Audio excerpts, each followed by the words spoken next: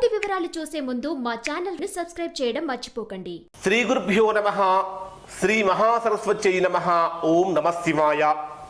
Narayana Shastri astrology official channel వీక్షిస్తున్నటువంటి ప్రేక్షక మహాదీయులకు స్వాగతం, సుస్వాగతం. ఈరోజు మనము మీనరాశిలో జన్మించినటువంటి వారికి ధన ప్రాప్తి, ధనయోగము, ఐశ్వర్య ప్రాప్తి, అదృష్ట యోగము ఏ విధంగా కలుగుతాయో తెలుసుకుందాం. ఈ వీడియో చూడటానికంటే ముందు ఇప్పటి వరకు ఈ ఛానల్ చూస్తూ సబ్స్క్రైబ్ చేసుకొని వారు లేదా మొదటిసారిగా చూస్తున్న వారు వెంటనే సబ్స్క్రైబ్ చేసుకోండి. తద్వారా మేము అందించే అన్ని వీడియోలు మీకు వెంటనే వచ్చి చేరతాయి. ఇక ఈ రాశిని కనుక తీసుకున్నట్లయితే మీనరాశి. మీనరాశికి అధిపతి గురుడు. మీనరాశి జలతత్వానికి సంబంధించిన రాశి. ఇది జలతత్వం కలిగినటువంటిది. ఈ మీనరాశికి అధిపతి గురుడు కాబట్టి ఈ రాశికి ద్వితీయ స్థానం మేషం కాబట్టి మేషరాశికి అధిపతి కుజుడు కాబట్టి ఈ రాశి వారు కుజగ్రహాన్ని ఎక్కువగా ఆరాధన చేయటం చాలా మంచిది. కుజగ్రహాన్ని ఆరాధన చేయటం వల్ల మీకు చక్కటి అభివృద్ధి కనిపిస్తూ ఉంటుంది. ఇంకా ఈ ద్వితీయ స్థానమైనటువంటి మేషరాశిలో కనుక తీసుకున్నట్లయితే అశ్వని, భరణి, కృత్తిక ఈ 3 నక్షత్రాలు ఉంటాయి.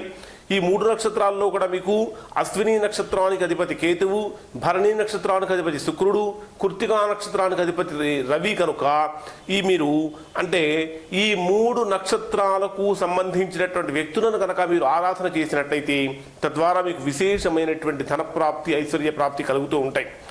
మీరు చేయవలసినటువంటిదల్లా ఏమిటంటే మీ గృహంలో ఎలాంటి శుభకార్యము జరుపుకుంటున్నా కూడా మీరు గృహంలో ఏ చిన్న పని చేస్తున్నప్పటికీ కూడా మీ ఇంట్లో మీరు మీకంటే పెద్దవారిని అంటే మీ తాతను, తండ్రిని, తాతను, ముత్తాతను అటువంటి వారిని అందరినీ కూడా గౌరవించుకోవటము, వారి ఫోటోకు ఒక పూలమాల వేసి వారికి ఏదైనా తీపి పదార్థాన్ని నైవేద్యం కనుక పెట్టినట్టయితే తీపి పదార్థం వారి కనుక సమర్పించినట్లయితే వారి యొక్క ఆశీస్సులు మీ మీద ఎప్పుడూ ఎల్లకాలము ఉంటాయి.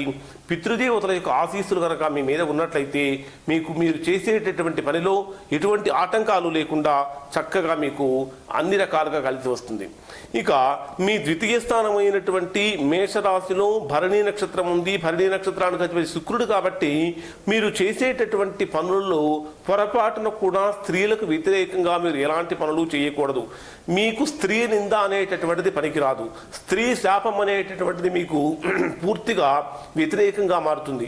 స్త్రీలు కనుక మీ గురించి తిట్టుకున్నా, మిమ్మల్ని తిట్టినా లేదా వారు ఏదైనా శాపనార్థాలు పెట్టినా ఆ శాపనార్థాలు మీకు వెంటనే ఫలిస్తూ ఉంటాయి.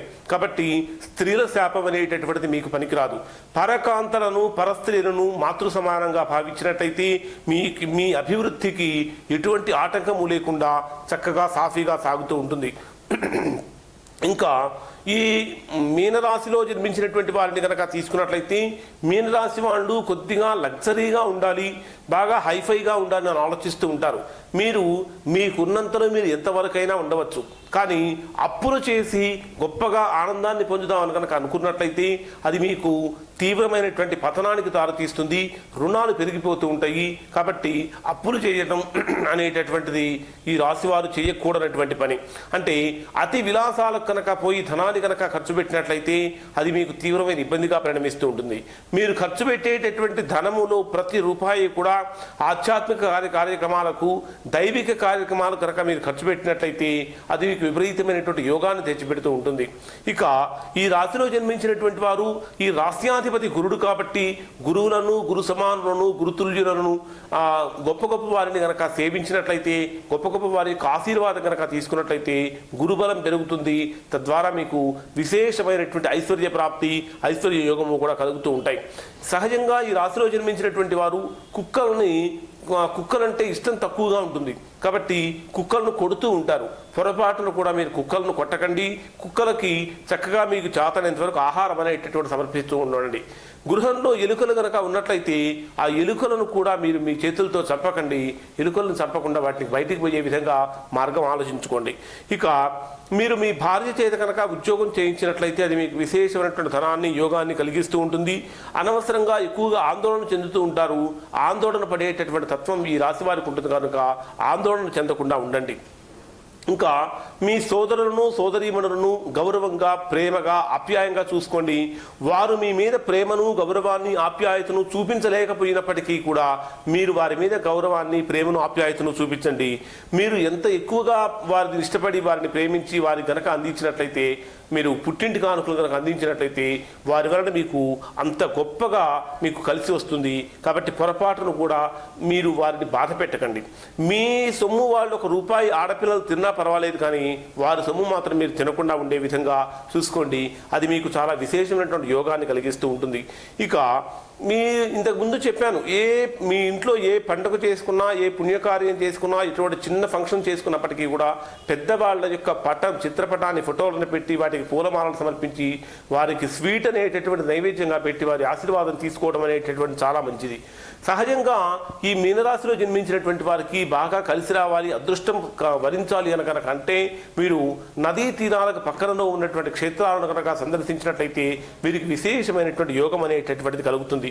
ఇక ఈ రాశిలో జన్మించినటువంటి వారు ఎక్కువగా పార్వతీదేవిని కనుక ఆరాధించినట్లయితే పార్వతీదేవి యొక్క ఆరాధన వలన వీరికి విపరీతమైనటువంటి ఐశ్వర్యం కలుగుతుంది. కుమారస్వామిని ఆరాధించడం వలన వచ్చేటటువంటి కష్టాలన్నీ కూడా పూర్తిగా తొలగిపోతూ ఉంటాయి. వీరు తూర్పు లేదా ఉత్తరపు సింహద్వారం కలిగినటువంటి గృహాలలో కనుక నివసించినట్లయితే అది వీరికి విశేషమైనటువంటి యోగదాయకంగా అదృష్టదాయకంగా కూడా మారుతూ ఉంటుంది.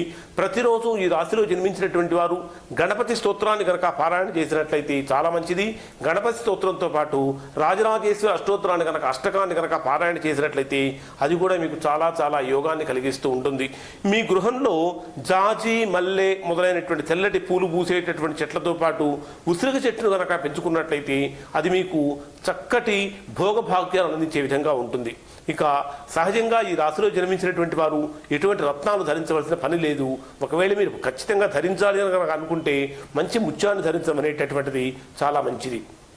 మీరు మీ పూజాగృహంలో గురుగ్రహ యంత్రము, గురు అంటే బృహస్పతి యంత్రము మరియు కేతు యంత్రము, స్త్రీ యంత్రము, ఈ 3 యంత్రాలను కనుక మీరు మీ పూజాగృహంలో కనుక పెట్టుకొని ప్రతిరోజు వాటికి ధూపం వేసి కనుక పూజ చేసినట్లయితే విశేషమైనటువంటి అదృష్ట యోగం, ధనయోగం, ధనప్రాప్తి అనేటటువంటిది ఈ రాశి వారికి కలుగుతాయి.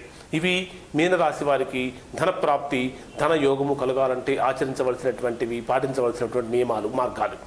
ఈ వీడియో కనుక మీకు నచ్చినట్లయితే ఈ సింబల్ మీద టచ్ చేసి లైక్ చేయండి. మరిన్ని వీడియోల కోసం Narayana Shastri astrology official channel subscribe చేసుకోండి.